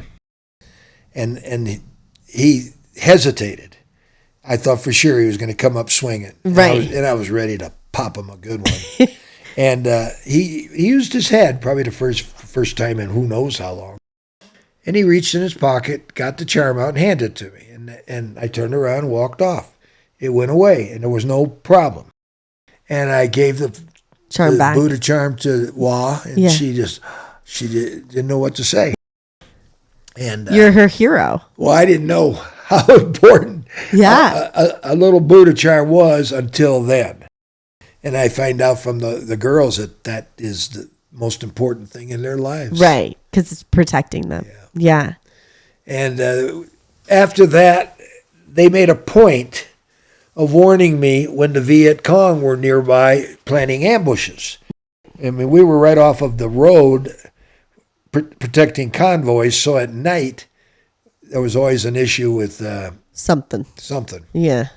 And twice the middle-aged one, Susan, came up to me out of her own, just her, to warn me. And she asked me, she said, Sergeant Butler, go anywhere today? And I was planning a trip to Ankei, which was a good 3.5 hour drive. Right, for supplies and stuff. Road. Yeah. And I said, I got to go to Ankei, get my Jeep worked on. And she, without hesitation, never lifted her head. She was playing with my tape recorder. She said, Sergeant Butler, no go anywhere today. And I looked at her and I says, "Beaucoup VC," which means a lot of VC in French. And she just nodded her head up and down. And I canceled my trip. And I didn't. 2 days later, they came over again, and I said, "Susan, is it okay if I go to Anke with my Jeep and get it worked on?" They said, "Oh yeah, no problem." They were that close to knowing what's happening. Well, I had to be a realist. Their families were probably Viet Cong sympathizers. Right. We were the invaders, and and their mothers probably gave them heads up so that they wouldn't wander too far. They had to be careful. Yeah. And it was so amazing because I had, because of what Susan had done for me, warning me about the Viet Cong twice, I decided I had 2 guys with me. They were both Army guys. I was the top rank, so I was the boss. And I told them, I said, we got to do something for these kids. And Christmas was about 6 to 8 weeks away. And I said, why don't we put a little Christmas party on for them? And they both said, oh, that'd be great. Let's do it. Well, I scrambled to gather stuff. My wife back then, I told her the story, what we were planning to do, and she put an ad in the Stars and Stripes magazine. Oh. And she was requesting items for the kids. villagers, yeah. And I didn't know that till after the fact. And then I told her, instead of putting any money into buying ourselves stuff, I said, put that money into special gifts. I had 7 special kids. Buy nice trucks, nice dolls. You knew their ages and what they liked. The youngest ones, I wasn't sure their ages, but they were little dinks. And, Susan wasn't a giant. Yeah. And she put that article in Stars and Stripes, and I had no idea until the boxes, the size of your coffee table, started showing up. 7 boxes. Oh, my gosh. Full of balls and jacks and things that kids love. Yeah, and that they probably had never seen before. Well, I wasn't sure of it. I asked them, I said, do you guys know what Christmas is, who Santa Claus is? And they all had an idea. They heard about it. They didn't know much about it. Right. But they heard it was good. And I said, we're going to have a Christmas party because of what Susan's been doing for Sergeant Butler. And they all, okay. Yeah. They just took it in stride. I said, now here's what I want you to do. I said, I want you to tell your family, your sisters, your brothers, to all come over the Christmas Day, because I had boxes of cookies and stuff my wife sent me, but I didn't have enough for the whole village. So I said, bring your siblings with you, and we'll share it. And then when I got those 7 big boxes, I told them, tell the village to be out there the next morning. I'll pass out what's left. What you have, yeah. Oh, there was a ton left. Oh, my gosh. And I didn't know how many kids were in That must have been so rewarding, though. Well, my guy said, well, Butler, are you taking your gun with you? And I said, no. I said, this is a Christmas celebration. Yeah. And what's interesting was I knew there were Viet Cong in that area. There was no doubt about it. I saw probably Viet Cong guys in the timber staring around the sides of the trees at me. While you were giving kids, this stuff out. And I blew it off. And they never did anything because half these kids were probably their kids. Yes. And it worked out beautifully. And there was one last thing that happened. Do you feel like all of that saved your life? I never thought of that. I never really thought of that. I'd come to grips with God before that because I was with 4 infantry guys. 2 mortar rounds landed in our midst and blew those 4 of those guys to pieces. I was the 5th guy and never got a scratch. And that's when I looked up in the sky and said, okay, Lord, what would you have me do? And it was clear. He didn't speak to me. He intuitively said 2 things. I want you to be a messenger of the word, and I want you to be a warrior when necessary. That's it. That's all that's going to be on my grave's Your stone? Yeah. Oh, my gosh. Well, let's not talk about that yet. Yeah, well, anyway, it was interesting. We had a couple weeks before the celebration, and we had a show. The Koreans had Korean showgirls and to entertain the guys. Yeah. Yeah. And they were all cute little Korean gals. And, Yeah. and I was invited, so I went. And but I shouldn't have gone because we always had to have somebody stay back at the bunker and protect all our stuff. And I had all these toys now. Yeah. And I hesitated to go, but all the guys wanted, the other two guys, I couldn't say to them, one of you stay back. And then I went, so I said, you guys go, I'll catch up with you. Well, I ended up going with them, which was a huge mistake. Oh, no. Because unbeknownst to me, some soldiers from the South Vietnamese Army, which lined in front of our perimeter, saw me leaving the Jeep. And one of them came up to investigate and saw there was nobody in my bunker. Oh, shit. He went back to get his friends and come and rifle the bunker. And I didn't know that. Susie had showed up on her own, saw this South Vietnamese soldier, her own people, knew what they were up to. And she waited till he left, and she went inside my bunker and hid all the valuable stuff and left the crappy stuff, the stuff I didn't care about. Wow. And it was amazing because when I came back, it was dark, and I heard a whimpering. I knew something was wrong immediately because, I didn't. The energy. Yeah, I just felt it. Yeah. And I said, there's something wrong, guys. Get your guns, grab your guns. And I went towards the door of the bunker, and I heard whimpering, crying. And it was Susie, the 11-year-old. Mm-hmm. And I said, what's wrong? And she goes, Sergeant Butler, where you go? Where you go?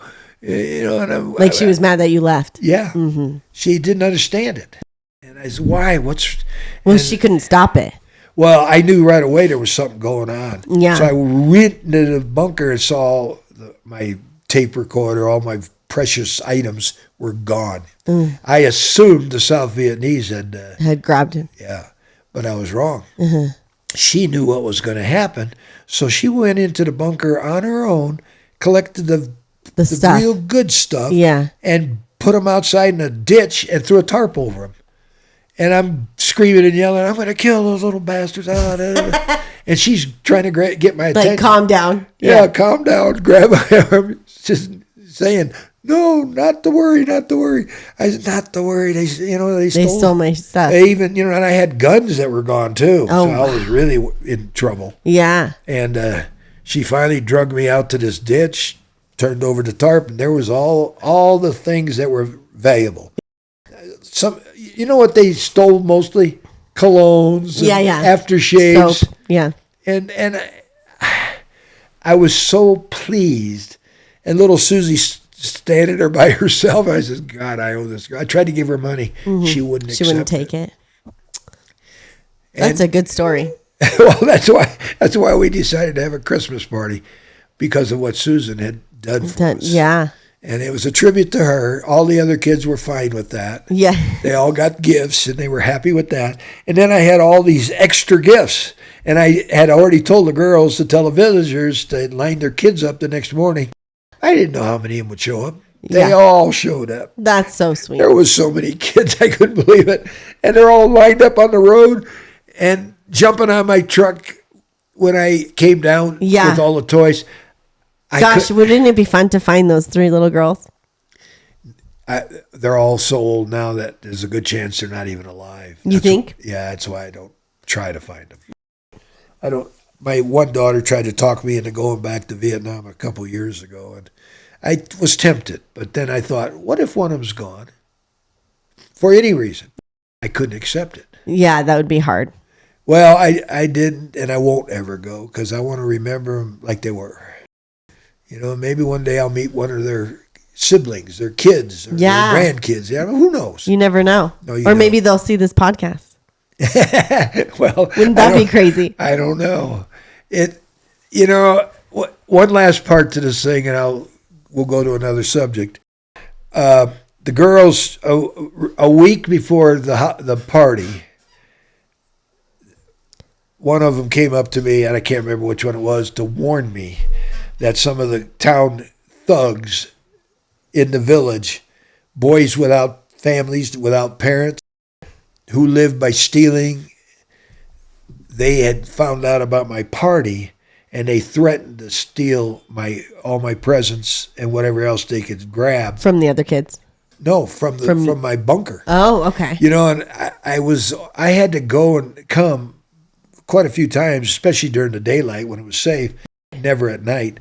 But I thought, you know, I said to little Linda, I says, is there any way they could pull that off? And she went just like this. Well, these kids, that's how they lived. That's how they survived. Stealing and ripping it off. And I'm going, I gotta figure that one out. And we went to a puppet show they had just before Christmas. And I invited them. They came, and we're all sitting there, all three of them right next to me. And one of them nudges me and says, they're here. And I go, who's here? The three boys that threatened to steal all my stuff. Oh. And they're 14-year-old boys. And they look hardened as could be because they were street kids. They had no families. And I'm going, okay, Joe, how are we going to deal with this? And again, because I had God working with me, my first initial response was, I'm going to go back there and grab two of them and knock the crap out of them. That was make some waves. Well, I knew I couldn't get all three of them, but I was going to get the leader. And then little Linda said, I said, who's the boss? And she pointed out the one, really a tough-looking kid. And they're ignoring us because they're watching the puppet show. So I finally had a brain fart that said, you can't do that. These kids are tougher than any kid you've ever dealt with. That ain't going to do nothing but make them mad. Yeah. And I thought, yeah, that's true. So I decided to try something totally different from who I was. Yeah. I got up like I was going to the bathroom. Right. We had a privy out there. Mm-hmm. And I got right to the side of these three boys who hadn't even really noticed me until I stopped. And as soon as I stopped, the ringleader, the boss of the three, he looks like he's ready to bolt. But he knows I got him. He can't. And I said, let me talk to you. And they all glare at me, don't say a word.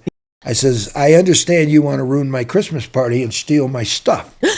And they all three, now they're really ready to bolt. But I got at least one of them, maybe two of them. And they knew that. And they knew I was not the guy to trifle with. And I said, I got a better idea. I had no idea what they understood. Yeah. If they knew any English. Right. I says, why don't you, instead of stealing from me, come to my bunker as a guest and share and I can share with you. Yeah. Share with you. Yeah. You're invited. I hope you come. They never said a word. They parted.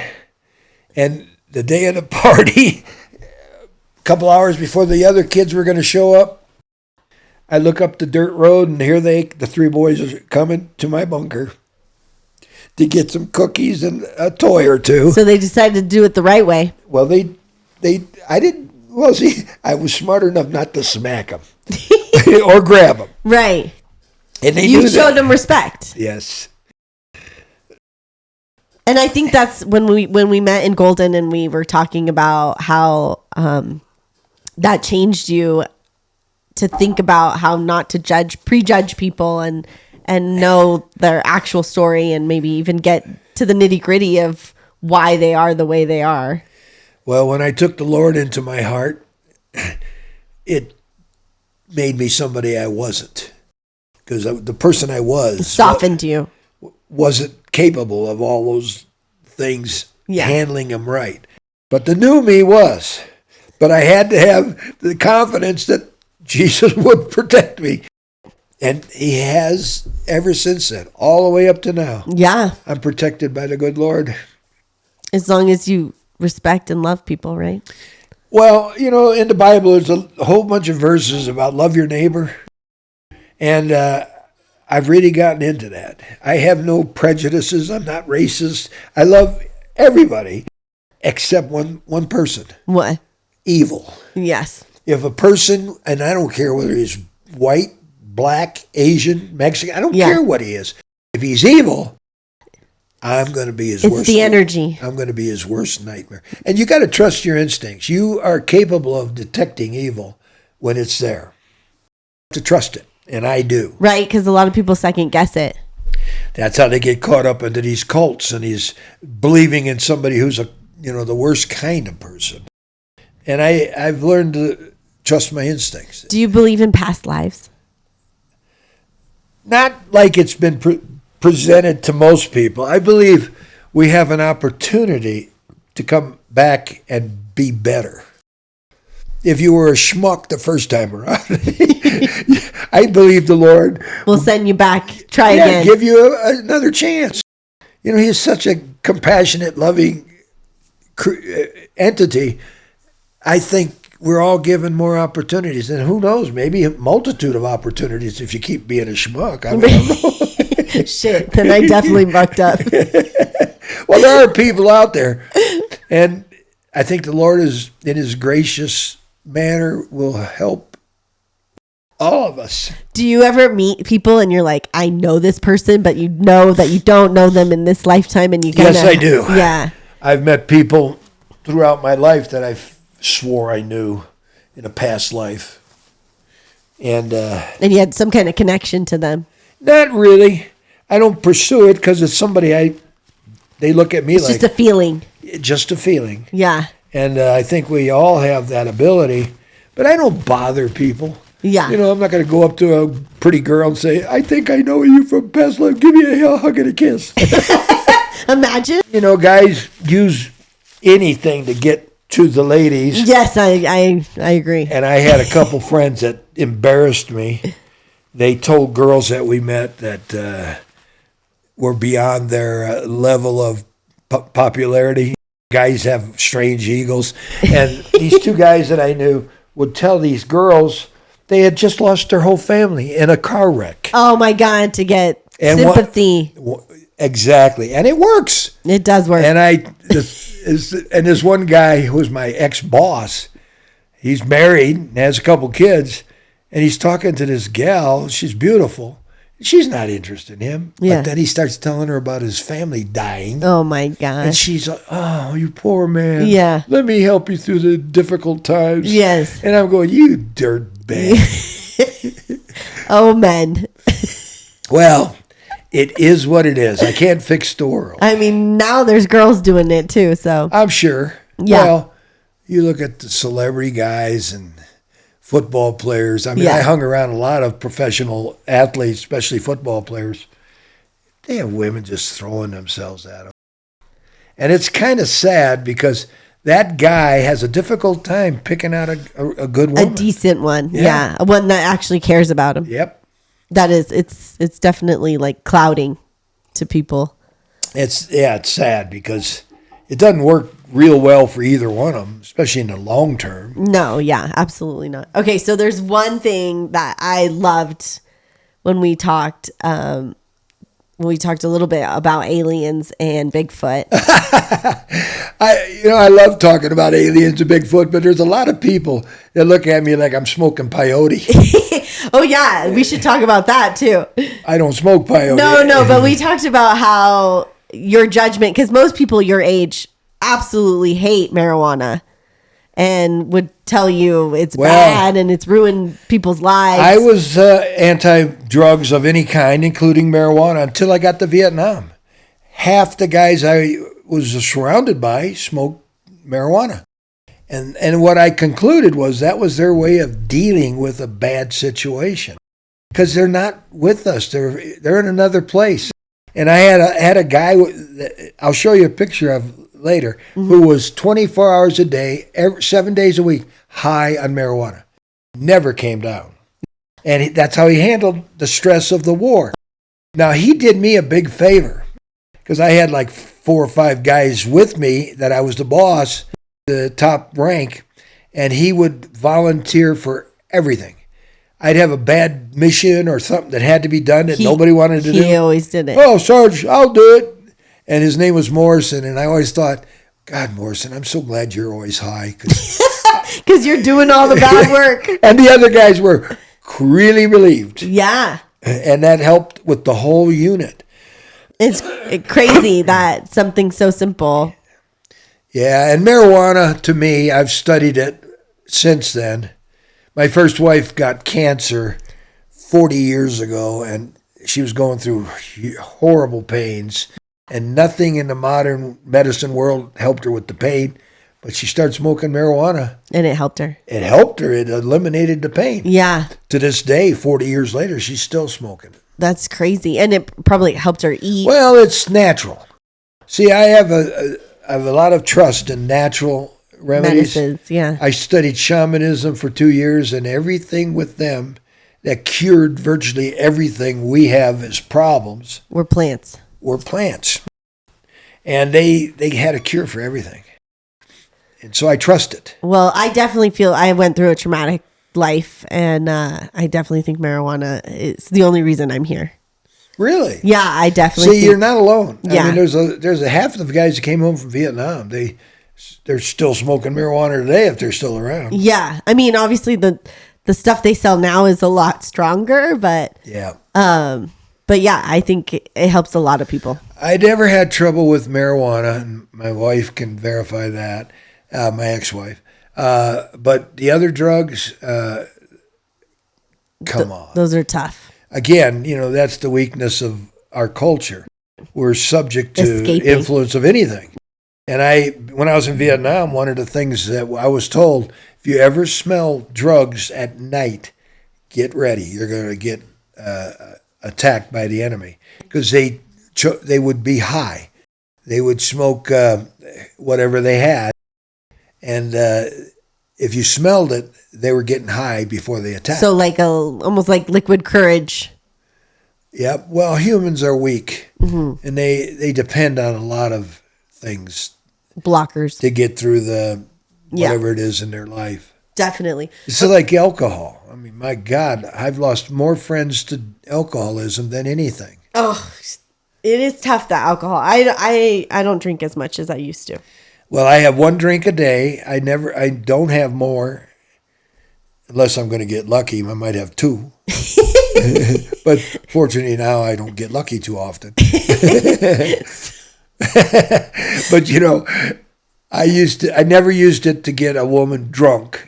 And if she was drunk and she came on to me, I didn't want any part of her. Yeah, no problems. Well, they don't even remember who you are the next day. Who are you? Yeah. I mean, it was sad. I mean, God. Oh, that is sad.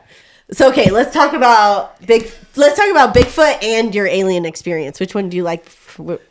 It doesn't matter. I think Bigfoot would be a good start, because Because obviously you're fishing, you're out there, you're in the wilderness. I always figured if there were Bigfoots around, I would be the first guy to see him, encounter him. Yeah. Because I'm out in the woods all the time. Yeah.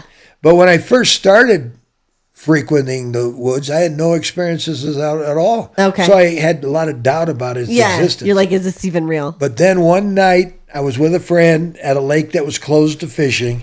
We weren't supposed to be there. It was illegal to fish it. That's why I fished it back then, because I had parts of my dad in my blood. Just doing that illegal stuff. Oh, yeah. Well, it's just the way we are. We're tuned. Yeah. And I was out late at night, and I was fishing, maybe for an hour and a half into the dark, and I hadn't had any action, and my friend was down the bank for me, and he hadn't had any action. So I saw him lay down to take a nap, figuring he'd wake up in an hour or two. So I thought, heck, I might as well lay down too. So on the shore of this particular lake, which had always been closed to human activity, I no sooner closed my eyes, I hadn't fallen asleep yet, but as soon as I closed my eyes, I heard something real heavy walking down the side of the hill on the opposite side of this narrow bay. Yeah. I was in this bay that was maybe 150 feet across. Okay, yeah. And this thing is walking like it owns the place. I mean, every footstep, crunch, crunch. There was a lot of gravel on the shore. And I thought to myself, boy, that's got to be a big animal that's not afraid of making noise. And I thought, well, it's got to be a bear or an elk. All the other animals, deer and mountain lions and all that. They're more stealth. Well, they don't make noise like that, ever. And I'm thinking, oh, that's interesting. I'm glad there's 150 foot of shore of lake in front of me. So I had a little pin light, not very strong. And I turned it on, and I got two bright red eyes staring at me. Oh, my God. Was it like tall? I don't know. I couldn't see anything but the red eyes. But it was totally aware of me because it was staring right at me. Crazy. And then within a short period of time, maybe a second or two, it turned its head and I couldn't see anything. Like it just went away. And, well, if it had gone away, it would have made noise. Right. And I knew it was still there. Watching you, yeah. Or it got out of there without making a sound. Now, that's when my head started thinking, no, it could get out of there without making a sound. Yeah, because if it was a bear and elk, it would have made just as much noise leaving as it did coming down. So I'm thinking, that wasn't a bear or a mountain lion. No. What was it? So in Colorado, Bigfoot stories, some of the most sightings in the last 40 years have been in that area where I was at. Okay. And there's a guy in Bailey, Colorado that opened up a Bigfoot museum. And he has lots of experiences from people that come to his museum and himself. And I told him my story, and he is, yep, sounds like Bigfoot. And I said, well, what happened to it? Where'd it go?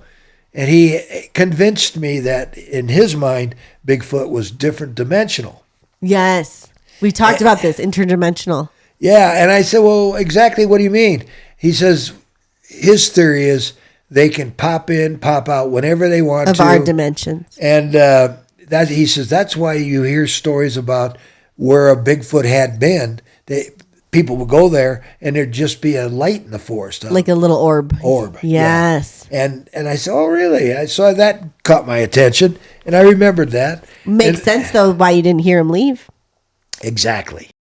And I met half a dozen people after that tweaked my interest. And one day, because I told all my friends my story, one of them called me up and says, hey, Joe, you still believe in Bigfoot? And I said, hell yes. He says, well, you need to come over to my house. I got the guy for you. And I said, well, who is it? He says, this is a young man who is doing a PhD on Bigfoot. Wow. Financed by the government. No way. And I said, you got to be kidding me. And so he said, yeah, come on over. You can ask him any question you want. He's a real good guy. So I get over there. That's so fun. Oh, gosh. I was so... You're like, I'll be right there. Yeah. So I get there.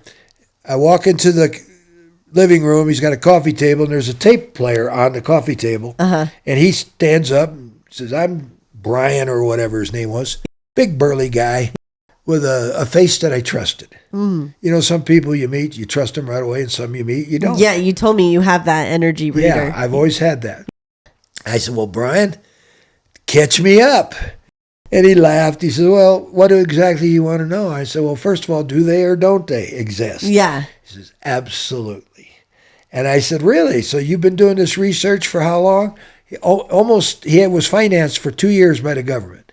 He was almost finished. He only had a month or two left. Wow. And I said, well, did you find anything? He says, I didn't exactly find evidence, but I did get some information that verified what he had thought.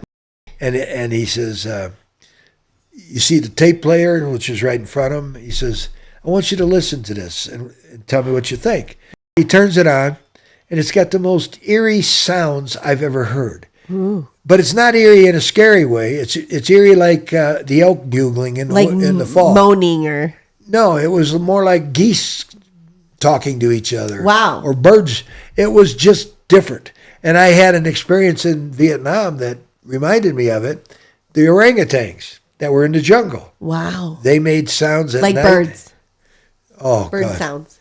Well, So it was screeching sounds from the orangutans. They say mountain lions, too, do that, right? Well, they make a sound that I'm familiar with. This was nothing like that. Nothing like it. And I'm going, wow. I said, well, how did you get that? And he said, well, when he got to the town that these family of farmers had contacted his bosses saying to send me out here. Oh, okay. He said, I was told to wait on the porch of the store in town, and somebody be along in a wagon to pick me up. Oh. A wagon? Okay. So anyway, he gets to the town, and this kid, probably 15-year-old kid, shows up in a buckboard wagon, hollering his name, Mr. So-and-so. Man. He says, that's me. He says, I'm supposed to pick you up, jump in the wagon, I'll take you to Grandma and Grandpa's farm. Okay, so he gets in the wagon. Kid doesn't volunteer any information, but he answers his questions. He says, I understand you have experiences with the Bigfoots. Oh yeah, they're all over the place. And the guy's going, okay.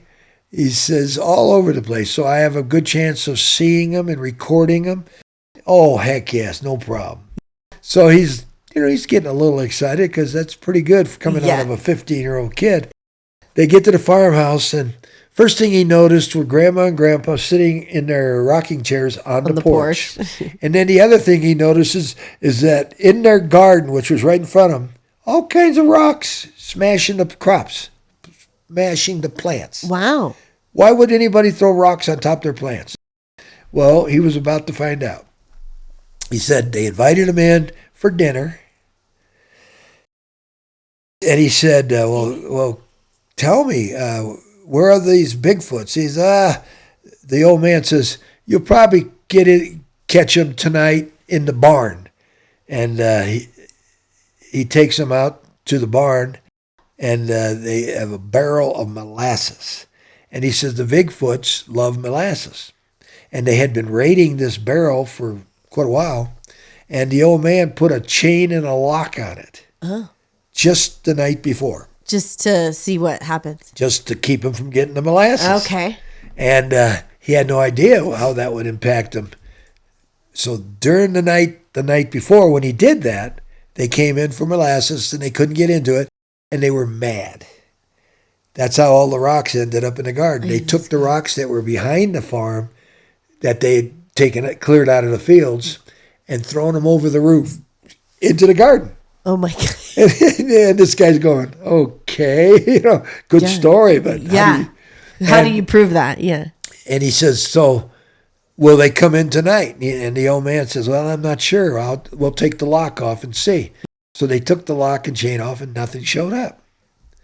And so he was a little upset because the timing is everything. Yeah. And he says, well, I don't know what to do. What do you recommend? Farmer says, well, there's another place they always go to. And it was their dump. They had a dump about a quarter mile from the farmhouse. That makes sense. All the trash. They put all their garbage, all their scraps there. Yeah. He says they're always there. So he's okay. And they convinced him to go late at night with the kid. And the kid's driving him out there in the buckboard. And they get there. And he's got his tape recorder with him, which he had turned on already. And he had a flashlight. And they heard a sound, and he went to turn his flashlight on, and the kid said, don't turn the flashlight on. They will spook, and they'll never come back. You won't see him. So he didn't turn his light on. He left it off, and within short order, 3 different sounds came from 3 different directions around the dump. Because they were talking to each other. Yep. Yeah. Communicating with each other in a similar sound to the one I heard on the tape player. He says that's what he recorded, was the 3 conversing with each other. And he assumed it was a papa, a mama, and a younger kid. one. Yeah. And I'll tell you what, I've heard a lot of strange sounds in my life, but I've never heard a sound like that. So what does it sound like? Like if you had to describe it? What does it what? Sound like? What is it? Like a screeching sound, an eerie sound that like a creature or an animal is in duress. But that's the way the orangutan sounded normally. But that's just how they talk. That's just how they talk. Interesting. So that was story number 2. And I'm starting to go, okay, still don't have any pictures or any evidence. Yeah. But the third guy I met in Oregon. I was doing a fishing show in Oregon. I've heard they're up there. Yeah, that's where they used to be the thickest. Yes. Now the most reports are coming out of Colorado. Interesting. Yeah. Do you think he's just walking up around here by my house? No. I hope not. They have certain areas and they have certain reasons for being there. And the most sightings have been between Bailey and the lake that I was at, that lake I told you about. It's called Cheeseman Lake. Okay. And that area there is real remote. The most activity. And that's where the most sightings have been. People, I read the accounts from 2 rangers and a rancher talking about their experience there. Wow. And it seems like that area has come on strong. But this kid that I was talking to at a fishing show, he's probably 25 to 28 years old, cowboy-looking guy, good-looking guy. And he was asking about my fishing trips. And I always like to find out about the people that are inquiring about my trips. I said, well, tell me a little bit about yourself. Where do you live? He lived outside Bend, Oregon, in the woods. He says his grandma and grandpa had homesteaded a place 100-some years ago. Big ranch, big place. Beautiful. Lots of timber. Mm-hmm. And I says, well, I've heard that that's where Bigfoot's at. Do you ever get stories? And he looks around and looks at me and says, do I get stories? You get grandma to talk and she'd go all day telling you about Bigfoot. And I said, well, what exactly does she talk about? Well, first of all, when they first got there, if they went out as a group, they never saw any sign of Bigfoot. But when one of them went out in the woods alone. They'd bump into these creatures. Yeah.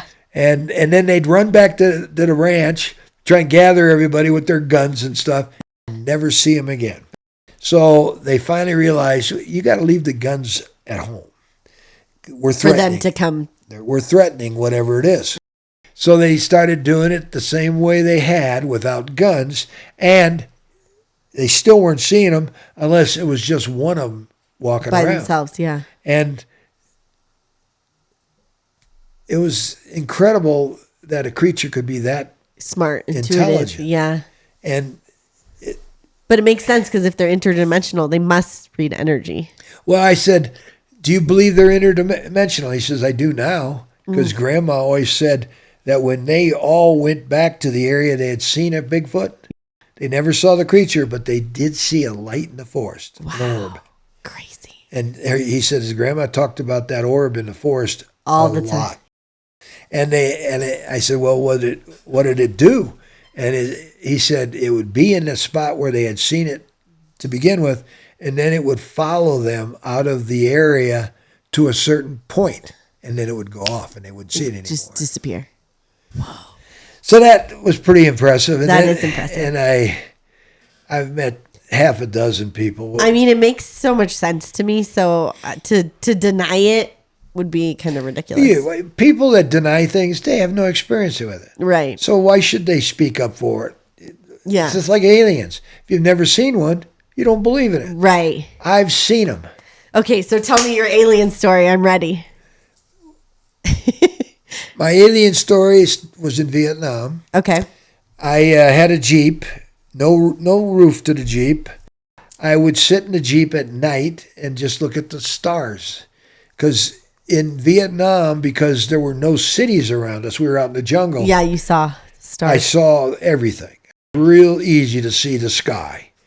Even at night, I could see everything. And most of the time, nothing unusual. Occasionally, a Sputnik would fly by or a shooting star. But one night, he says, I'm sitting there. It was probably around midnight. He says, I noticed a movement to my right with my peripheral vision, and he sees this huge football-shaped thing coming his way at a real slow speed. And he says, it's not moving fast, but it's moving directly towards me. Us. Yeah, so it's not a plane. No, it was definitely not a plane. Mm-hmm. It was definitely nothing I'd ever experienced.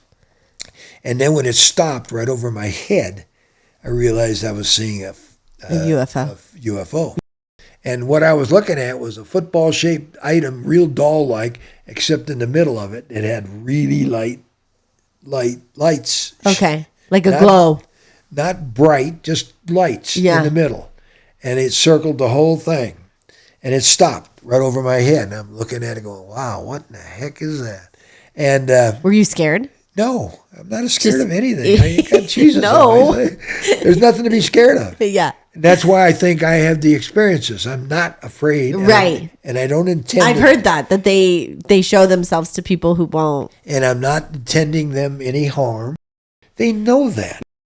And you know what fireflies are? Yes, I've seen them. Well, most people don't realize when you see a firefly, it's all over the place. And that's what I saw both directions from this craft over my head was two firefly-like lights way off on the horizon. And they both, at the exact same time, froze. Lights were still on and came into the end of both ends of this thing over my head.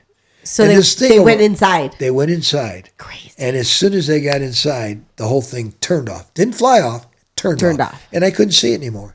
It was like the cloaking device in Star Wars. Yeah. And I'm going, where the heck did it go? Because you obviously didn't see it fly away. No, it didn't fly away. Could you hear it? No. Interesting. I think it had a cloaking device. Or also interdimensional, like it could hide. Those are only questions that I can't answer. I don't know. All I know is I got the experience and it was awesome. I did find a book on UFOs that explained what I saw. It called The Big Ship, a Mothership, and it dropped off the Sentry ships, which are the flying saucers. The little ones, yeah. And they gathered intelligence or whatever they did, right. And then they'd come back to the pick them up. And that's what I saw. Crazy. Do your kids believe you when you tell these stories? I think they do now. Uh-huh. Because they've heard me talking to audiences about this stuff so many times.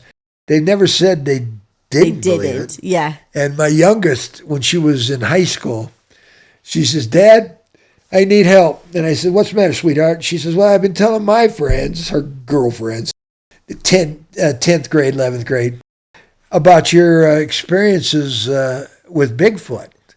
And I said, okay. They don't believe me. And I said, well, get used to it. They don't believe me either. And I said, don't worry about it. And she says, do you have any proof, any pictures? Oh. And I did have a picture of Bigfoot. And I got the picture in Jackson Hole, Wyoming. Oh, wow. They have a surplus store there, a hardware store. Oh, okay. That has a stuffed 8-foot Bigfoot in the back of the store, just like you would imagine Bigfoot would look. It was stuffed, and it was just a thing they had. Somebody made it, and it looks just like Bigfoot. And when I went in there, I'd heard about it, and I went in there with my buddy. I said, get some pictures of me. He took pictures of me standing next to Bigfoot. You gave her those pictures? And, well, no, I had my son, who's a techno grad. Yeah. He superimposed outdoor background. Oh my god! With me standing with Bigfoot. I says, perfect. I says, I'll give these to Tara and she can do what she wants. She said, I said, well, how'd it go with your girlfriends when you showed them? She says, they all laughed. Of course they laughed. Yes. It was, if you looked at it close, it was obvious. It was. I have a good picture with a fake Bigfoot also. Oh, do you? Yeah. He was just outside of a retail store, but. Oh, I love that kind of a gamesmanship. Yeah. And my daughter, she just thought that was great. You got to laugh about it, because if not, what else are we going to do? I think the good Lord has a sense of humor second to none. Yes. And if we would all just laugh about everything in our life as much as possible, yes, you'll live a ripe old age. It's true. Well, everything I experience is, from the greatest fish on the planet to the biggest elk. I used to bow hunt, and I had a couple opportunities with humongous elk, but I didn't get them. But I got the big fish. I was happy. Yeah. So your record still stands. North American. It's still a North American record. It's been beaten on the world stage by a brown trout in Tierra del Fuego, Argentina, which is a sea run brown. Interesting. And I does that count? Yeah. It's a brown trout, yeah, but it was lived in the sea most of the ocean, so it's and they got much bigger. Significantly bigger. Yeah. And I said, well, it's difficult to beat a sea run brown. Yeah. But in North America, it's still number one. Number one. Did you ever fish in the ocean? Oh, yeah, many times. Okay. But I didn't enjoy it nearly as much as I do trout fishing. Why is that? Because I chose as a specialty brown trout when I was young. Uh-huh. And I kept upping the ante every year or two. So it was your passion. Yeah. Yeah. And I'd catch an 8-pounder one year, which is the biggest brown I ever caught. The next year I'd catch an 11 or 12-pounder. I kept inching up. Yeah. Yeah. And then when I got the 30-pounder, I couldn't believe it. Because I never dreamed or imagined catching a 30-pound brown. Yeah, that's crazy. I can't even imagine what it would be like to pull it in. It fought good, but I had smaller fish fight harder. Crazy. Yeah, well, this thing is a big pig. Just like a bull. Yeah. I'm sure that I caught it at the right time. He was like napping. Well, I think it was feeding on stalker rainbows and was stuffed.